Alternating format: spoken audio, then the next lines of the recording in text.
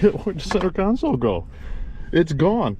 Hey everyone, so a friend came over with a new Model Y Standard, a standard edition. So if you haven't been paying attention, Tesla took the Model Y and they're calling like what used to be the normal Model Y, the Premium.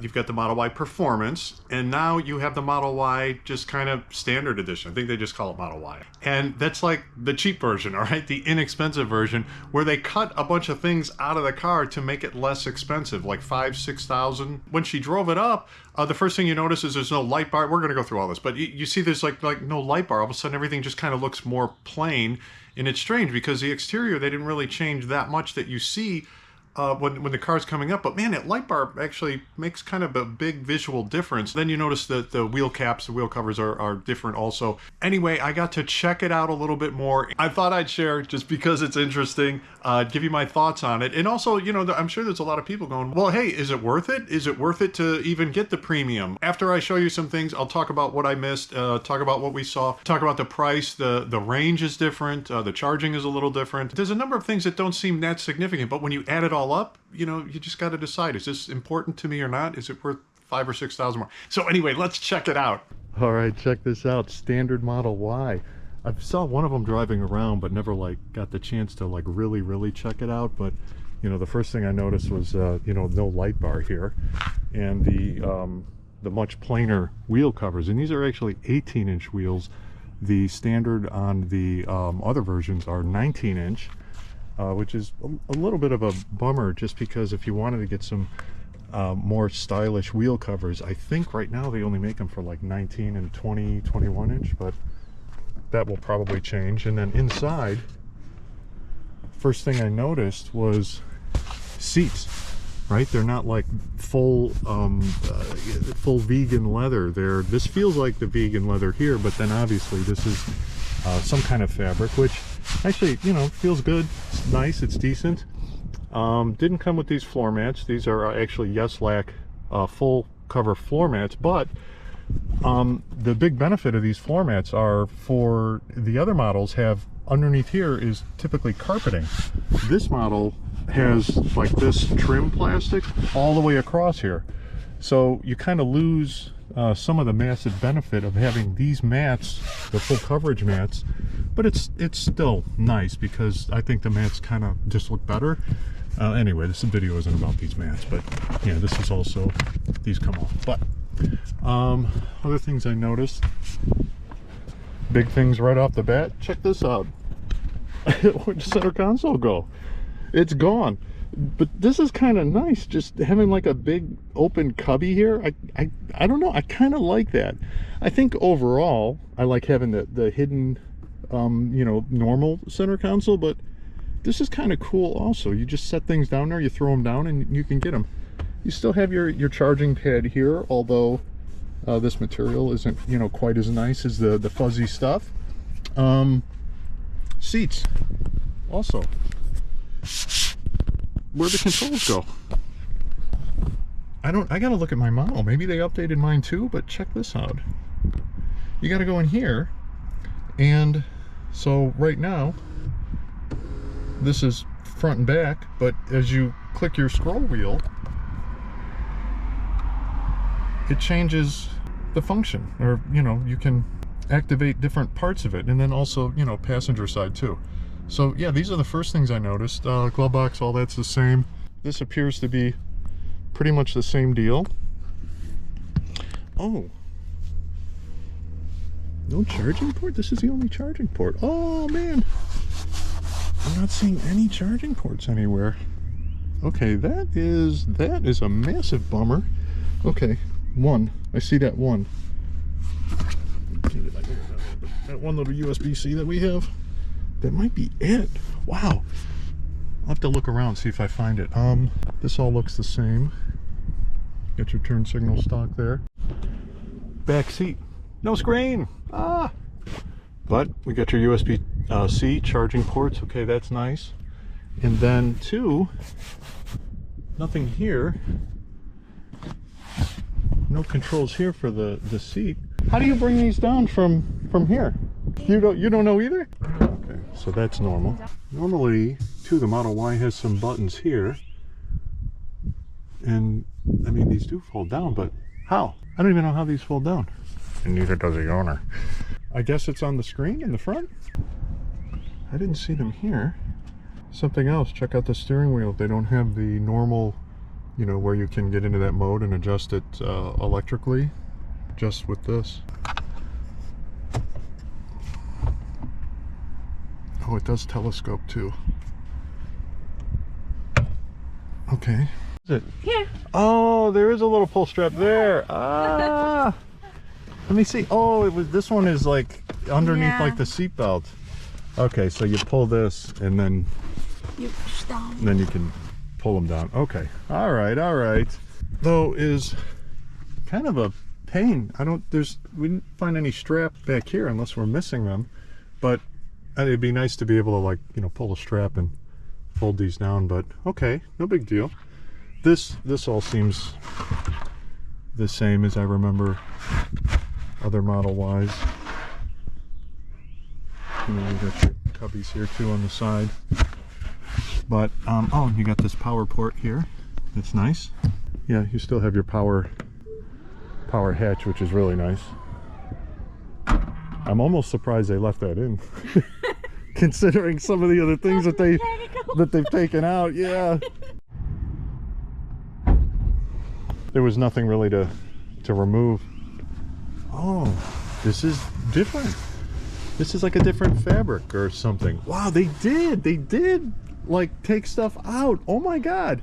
So normally they have like this kind of plastic like covering here, and then it kind of leads into the frunk, which is made out of the same plastic, and then it has a like a cover over here. Wow, I can't believe they took stuff out of the frunk. I didn't think there was really anything to take out, but they did. And then it makes this a little bit more like shallow, because the other frunk, if I remember right, you know, comes to about here and then goes down. Wow, they did find a way to eliminate things here. But yeah, you know, you still have your frunk. But yeah, the Model Ys, they did put like a drainage thing in there, but I mean, here you kind of have drainage, but it's not like official drainage. I don't know what that would do. It's not the same. I didn't even really notice that before, because yeah, you have the glasses on top, but not here. It looks so weird. It looks so weird with that piece, but like I was saying, the glass is good and bad in the Teslas, because it's nice to have the light in that, but in the summer, man, you cook. All right, a bunch of this is going to be review, and the rest of it is going to be things that I missed. So here we go. We're going to compare basically the standard models here versus the premium models here, and not really look too much at the performance, as I said earlier. So when we look comparing rear wheel, you know, we've got like about a $5,000 to maybe $7,000 difference in price. Let's see what we get for that.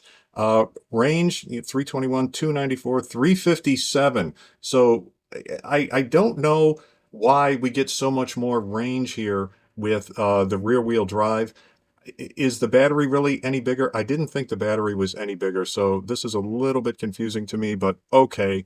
A few more miles in range, and 0 to 60, you know, this is also why I don't think we get much of a battery change here between the all-wheel drives, because 4.6 0 to 60 and 4.6 0 to 60 in the premium net. So it's got the performance, which tells me that it's got the same battery. Why do we have 33? Why do we have 33 less miles of range? I don't really understand that. This here, you could say that we have a smaller battery, 321, 357, just because the performance numbers are different, but okay. All right. So you're going to lose some miles. Maybe you're going to lose some miles here. That is something to think about. It's not a massive number of miles, however. Yeah, this is nice for the performance. You can actually plug in 120 volts AC using your charge external, the vehicle to load. Anyway, again, we don't want to get into that. Supercharge. So in 15 minutes, you can see you're not going to be able to charge as quickly with the standard models as you can with the all-wheel or with the premium models. And that is really because of the charge rate. For some reason, I think just because they want to, charge you a premium here in cost and not charging your battery. They limited the rate. The charge rate on these is lower. From the last thing that I saw, these charge at up to 250 kilowatts, and these only charge to 225 kilowatts. So it's going to it's going to slow your charging down a little bit at the supercharger. At home, this makes zero difference. Okay, this is only for supercharging, so keep that in mind. Audio, yeah, you do suffer a little bit in audio. You can buy some aftermarket kits to make up for that, however. Um, Here, this is weird. I can't believe they got rid of the FM radio, too. Like, that kind of blows me away. However, you know what also kind of blew me away is they got rid of the AM radios a while ago too. But now they're getting rid of the FM radios in the standard model. This is something to think about. When you're an old guy like me, I still listen to FM radio a lot. When I just kind of get in the car and I'm going somewhere quick, I don't turn my phone on. I don't turn on Spotify or whatever I have. So that is something to think about. And honestly, I didn't see this one coming. Did not see this one coming. Okay, wheel options. Yeah, you can't buy the nice wheels, a 20-inch wheel option, but a lot of people just go with these 19-inch, and you get both. So okay, touchscreen. You're not going to notice this. When I was in this car here, I didn't even notice that the screen was 0.6 inches smaller diagonal. Didn't even notice it. Or that it probably doesn't have quite the resolution as this one. I didn't even notice it. This I did notice. You don't have that rear screen, but honestly, that rear screen doesn't do a whole lot if you don't have passengers in the back seat all the time. No one's going to notice that. Glass roof. It has a glass roof, but it's just closed off. That's good and bad. Again, this glass roof is good and bad. This sucker gets super, super hot in the summertime, so many people cover it up in the summer. If you're in the South, you're probably going to have this thing covered up more than you're not. Ambient lighting, yeah, this is kind of cool, but all right, go without. Center console, yeah, again, this I didn't know that they changed the center console on this, and that's something too. Steering wheel, we went through that. Here you have a power adjust, but honestly, that's really nothing. You can probably, I know you can. The manual adjustment, you can adjust your steering wheel way quicker than you can going into the screen, finding out where it is, and then selecting all the different options to telescope it and move it up and down. So I don't know. To me, that's a bit of a wash. Here they do have the interiors a little bit better with the micro suede, and here they just call it textile decor. So that's a little bit better, but again, aftermarket, you could change that really quick. This, I really didn't pay any attention to this when I looked at the car, but this has a better filter, and it probably has a much bigger filter than this one does. But most cars, you're not even used to this anyway. But if you're somebody that has a lot of allergies, whatever, you decide, is this a big deal for you or not? I'm sure you can buy an aftermarket HEPA filter, but it's probably not going to be as big as this HEPA filter here. Okay, so the climate control, second row. So this is basically rear seats. In here, you can adjust the air vents using airflow. So you're not physically adjusting the vents. You use the rear screen to adjust that. This is very kind of minor things that that's really nothing. Seating, we went through that. You don't have the full vegan leather seats. You also don't have ventilated seats. You do get heated seats, however. Here we went through this second row manual folding seats. That's fine once you find where the straps are to move the seats down. However, when you're in the backpack of the car from the hatch side, you can't lower that seat down. That's kind of nice to have, but okay. Second row heated seats. All right, again, you don't have a lot of passengers. That's not a big deal. Same number of lights. Okay. So here's something new with the headlights. They have these adaptive high beams. They kind of can adjust and move up or down and kind of left and right depending on oncoming traffic. So it's not shining in the eyes of oncoming traffic. Kind of cool. 100% needed? No, because you probably, I've never had a car that did or didn't do that anyway. So side view mirrors. Yeah, I didn't realize this either. Power folding and auto dimming side view mirrors. That's kind of nice. However, I honestly never use it. It is kind of nice if you have a really tight garage. I don't. I had one before. It would have been nice to have this, but anyway, manual folding. Ride comfort. Also, I didn't know that they changed this. I thought the what they call premium here. I didn't know that it did anything different. Frequency dependent shock absorbers. All right, I didn't know it was anything special. So these are just normal shock absorbers. I didn't take a ride in my friend's car and to compare the two, so I'm really not sure. I did know about the Performance Edition, however, with the electronic continuously. That is like my Performance Model 3. And then, yeah, this one has drive modes also. But anyway, that's just a FYI. Here, we've got our 2 wireless phone chargers. Talked about that. Those are those pads.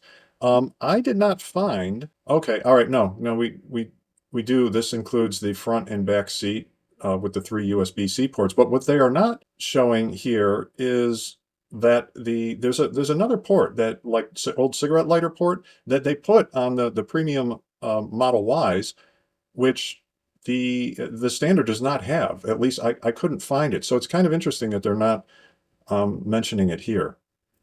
Camera, trunk, okay, climate. So here, you still get your heated steering, windshield, all this kind of stuff is nice, driver assistance. So this is all the safety stuff. Yeah, this is very nice to have, this traffic-aware cruise control, automatic braking, collision warning. This is really the stuff that is important, and the Tesla Tech software, it really shines. Also, you have access to the same entertainment, the same premium connectivity. That's kind of nice. I honestly, I don't have that, but I've seen it. It's pretty cool. You can still do all the fun things from your app on your phone to control your Tesla. Cool.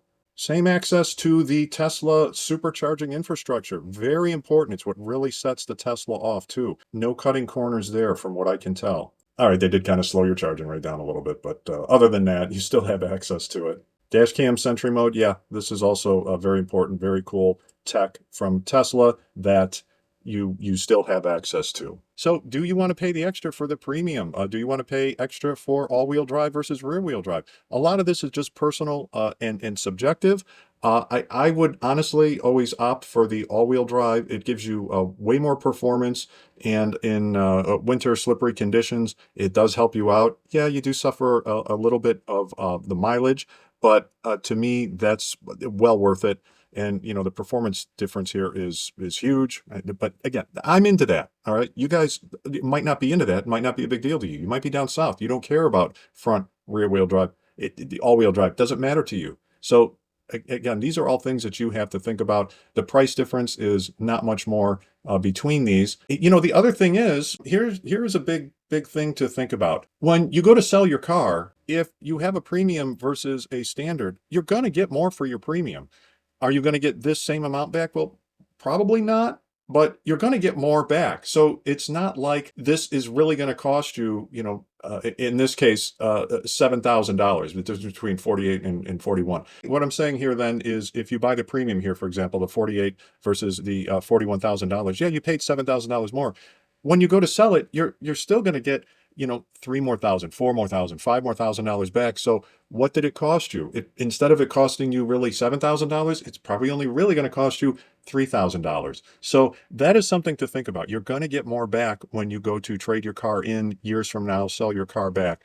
You're going to get more money having these premium features. So that is something to definitely think about. It's hard to say exactly how these two are going to compare. This might depreciate even more than this. So if you're on a different depreciation curve, you might actually lose more than just the $8,000 here, or whatever the difference. You might lose more money trying to sell this back. So that is something that's very big to think about. But again, if you don't have the money to get into a Tesla, what you're trying to do, and you're stretching it already at $40,000, which it's a ton of money, believe me. I know this is a lot of money for me too. When I bought my car, definitely. So I understand it. If you're stretching it and you're trying to get in, then okay, then forget everything I said. That's all up to you. That's all individual. But I'm just telling you, if you do stretch a little bit, you're going to get most of that money back. All right. I hope this helped you out, everyone. Thank you very much. And please like and subscribe.